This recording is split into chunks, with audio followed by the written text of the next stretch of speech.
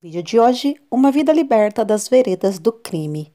No vídeo de hoje, conheça o testemunho de Paulo Bonfim e sua libertação da vida do crime. Para quem não me conhece, eu sou a Silvana do canal Diário Pentecostal, especialista em História e Teologia do Protestantismo no Brasil. Se você ainda não é inscrito, se inscreve no canal, deixe seu curtir e compartilhe com seus amigos para que mais gente conheça o canal.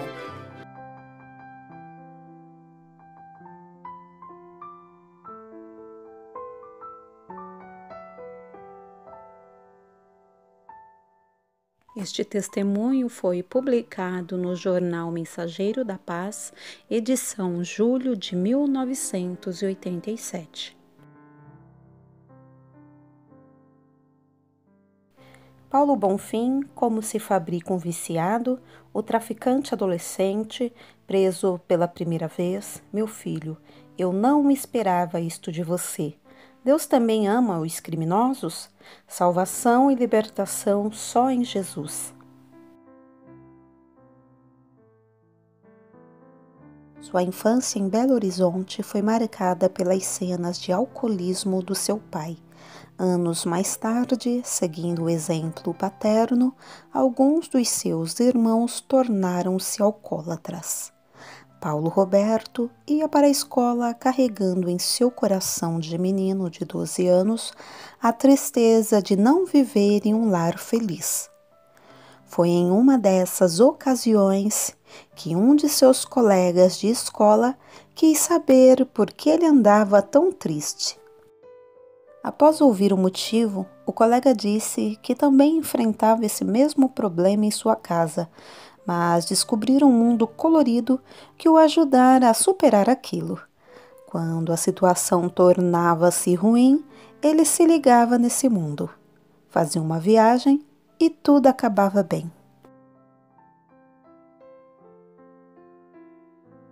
Como se fabrica um viciado? Paulo Roberto quis saber como era aquilo. Então, o garoto tirou do bolso um pacotinho contendo uma erva que Paulo nunca vira antes. Fez com ela um cigarro, acendeu e deu para que ele fumasse. Foi a primeira experiência de Paulo com a maconha. Em seguida, o bondoso menino presenteou o menino triste com um pacotinho daquela erva, dizendo-lhe: é de graça. Paulo levou-a para casa e, quando se sentia deprimido, preparava um cigarro e o fumava. Paulo procurou seu amigo para pedir-lhe mais, porém este lhe disse: olha, Paulinho, eu não tenho, mas sei quem tem. Custa 100 cruzeiros. Ora, naquela época seu pai pagava 200 cruzeiros de aluguel da casa onde moravam. Para manter o vício, Paulo precisava gastar 100 cruzeiros por dia. A única solução era roubar, pensou ele. Da sua própria casa e da casa de parentes, começaram a desaparecer alianças e relógios que Paulo vendia para comprar maconha. Alguns meses depois, estava ele praticando os primeiros furtos no comércio da cidade e em residências.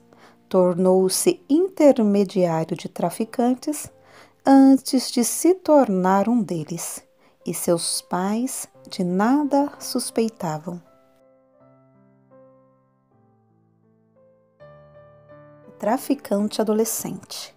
Aos 14 anos de idade, Paulo conheceu os membros de uma das maiores quadrilhas de traficantes de drogas de Minas Gerais. Quando a polícia prendeu o líder dessa quadrilha, Paulo, por ser ainda um menino, passou a visitar o presídio em companhia dos familiares dos detentos, levando ocultamente drogas para uso pessoal do traficante-chefe. Naquela época, Paulo já se tornara um traficante, vendendo drogas em colégios, praças e ambientes de prostituição. Passou a fazer uso de drogas mais fortes. A maconha servia-lhe tão somente de porta de entrada para o aparentemente colorido, mas, na verdade, tenebroso mundo dos tóxicos. quando a imprensa noticiava que um ou vários adolescentes tinham sido presos portando drogas, o nome de um tal Paulinho Bonfim era apostado como fornecedor. A polícia passou a saber que havia um certo Paulinho traficando em grande escala e imaginando um bandidão portando revólveres e metralhadora, mas jamais suspeitava que ele fosse um simples adolescente. Esse Paulinho Bonfim era o próprio Paulo Roberto. Preso pela primeira vez. Durante uma blitz da polícia em uma área de prostituição, Paulo foi preso com o bolso cheio de drogas. Diante do inspetor e do comissário da polícia, ele mentiu, afirmando ser mais uma vítima da perseguição dos policiais que estavam tentando fabricar um bandido e haviam colocado a droga dentro do seu bolso. Nem ali suspeitavam que ele fosse o tão procurado Paulinho Bonfim. Foi solto algumas horas depois. Tinha 16 anos. Naquele mesmo dia, juntou-se a 2 delinquentes menores e saiu para assaltar. Nas proximidades de uma indústria, cercaram um homem que trazia um pequeno envelope na mão. Estava escuro. Um dos companheiros de Paulo deu um soco no estômago do homem, o outro deu-lhe uma gravata e Paulo encostou-lhe uma arma no peito. O homem segurou firmemente o envelope e suplicou chorando: "Por favor, não me roubem. Este dinheiro é o leite do meu filho." Os 3 rapazes insistiram e o homem gritou: "Pelo amor de Deus, socorram-me, estão me assaltando." Imediatamente, as luzes da frente do prédio se acenderam e os ladrões fugiram sem conseguir levar o envelope. Muitas vezes, após haver sido reconhecido por alguma de suas vítimas na rua ou dentro de um ônibus, Paulo tinha de fugir para não ser preso ou linchado. Quando parava para refletir, chorava perguntando a si mesmo: "Como é que eu entrei nisso? Tenho de sair dessa situação."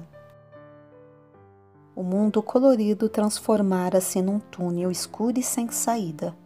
Muitas vezes as pessoas caem no abismo das drogas e do crime, como quem entra em um poço impulsionadas pela curiosidade, aventura ou influência de amigos. Eles descem a escada do poço e, de repente, o diabo tira a escada, deixando-as presas ali, afirmou o irmão Paulo ao ser entrevistado para o jornal Mensageiro da Paz. Poucos meses após completar 18 anos, ele nasceu no dia 31 de dezembro de 1943. Paulo e mais 3 companheiros realizaram um assalto e fugiram, mas, quando estavam dividindo o produto do roubo, viram-se cercados pela polícia. Diante das metralhadoras, renderam-se e foram levados para o depósito de presos. No dia seguinte, dia 13 de maio, Dia das Mães, a notícia e a foto de Paulo e dos outros assaltantes saíram na primeira página do principal jornal mineiro. Após responder ao interrogatório e assinar seu depoimento, Paulo foi jogado em uma cela com capacidade para 20 presos, mas ali havia 80, sem água, sem as mínimas condições sanitárias, agredindo-se e matando-se uns aos outros. Ao receber a visita de sua mãe, ele chorou muito abraçado a ela. "Meu filho, eu nunca esperava isto de você." Esta frase o acompanhou durante os 4 anos e 8 meses de prisão a que foi condenado. Durante esse período, fugiu e foi recapturado 4 vezes. Esteve 11 vezes na cela escura, a solitária. Na sua 4ª fuga, não estava nem dentro da cadeia, nem fora de suas paredes, e sim dentro dele mesmo. Foi espancado duramente.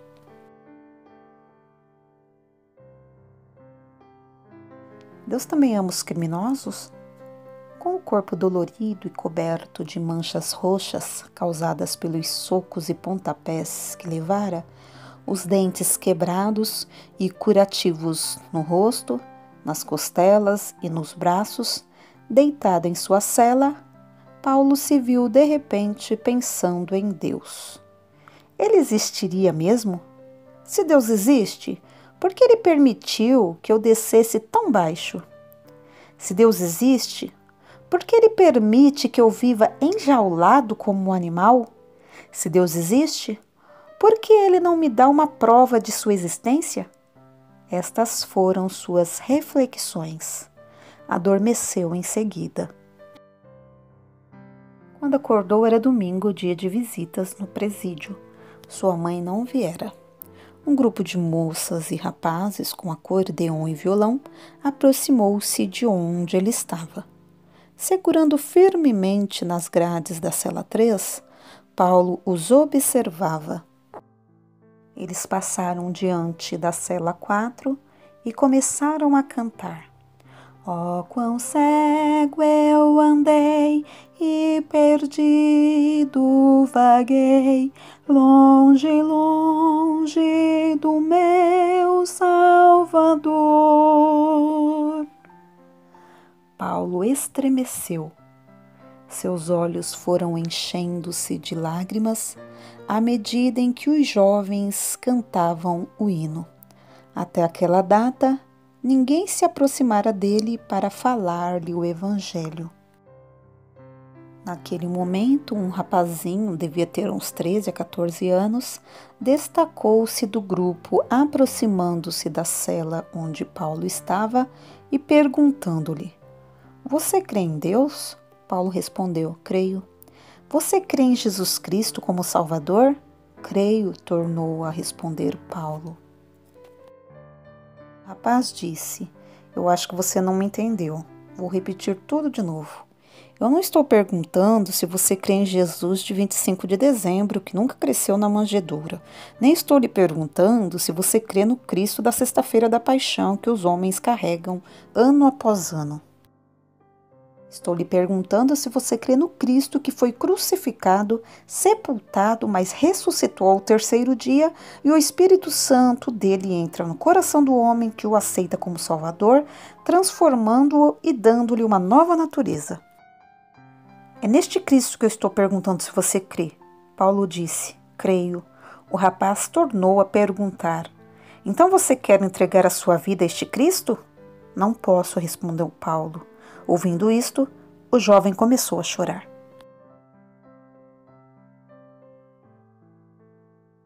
Salvação e libertação só em Jesus. Naquele momento, a sirene tocou, encerrando o horário de visita. Segurando firmemente nas mãos de Paulo, estendidas através das grades, o rapaz falou: Moço, não se esqueça, salvação e libertação só em Jesus Cristo. A frase ficou ecoando por alguns instantes no corredor ladeado de celas e muitos detentos a ouviram. Um ano depois, Paulo foi posto em liberdade, cumprira sua pena. A família o recebeu e todos choraram. No dia seguinte, saiu de casa à procura de emprego. Bateu em muitas portas. Ninguém quis dar uma chance a um ex-encarcerado. Caiu novamente no mundo do tráfico. Botou uma boca de fumo, apoiado pelos amigos marginais. Arrasado fisicamente devido ao constante uso de drogas nas veias, recebendo intimação policial para abandonar o estado dentro de 48 horas, Paulo recebeu um convite de seu irmão para ver um Bíblia tocando guitarra, que era uma beleza, em um culto que estava sendo realizado nas proximidades da boca de fumo.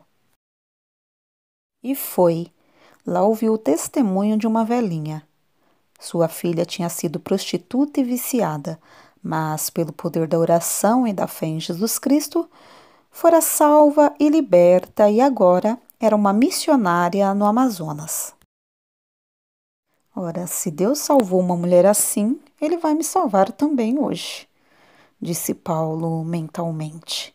Mas quando tentou atender ao apelo, algo estranho não lhe permitiu levantar o braço nem dar alguns passos à frente. Enquanto isso lhe acontecia, seu irmão e mais 6 colegas atendiam ao apelo, aceitando Jesus Cristo como Salvador. Usado pelo Espírito Santo, o pregador disse: Se alguém não tem forças para levantar o braço e vir à frente, pelo poder do sangue de Jesus Cristo, seja liberto agora. As lágrimas começaram a rolar dos olhos de Paulo. Ele aproximou-se dos colegas e ajoelhou-se. Os irmãos oraram por aqueles 8 rapazes, sem saber que estavam diante de viciados, assaltantes e traficantes. O poder daquela oração foi tão grande que cortou o efeito da droga na mente de Paulo. Ao chegar em casa, ele jogou todo o estoque de tóxico fora e disse para seus pais: De hoje em diante, nunca mais fumo maconha, não tomo picada, nem roubo mais. Passou a frequentar assiduamente a igreja e os irmãos deram-lhe uma Bíblia de presente. 14 dias após sua conversão, Jesus lhe batizou com o Espírito Santo. Casado e pai de 4 filhos, hoje o pastor Paulo Roberto conta suas experiências como missionário no Amazonas, na Itália e em outros lugares do mundo. São quase 20 anos de trabalho com viciados e pregação do Evangelho de Jesus Cristo.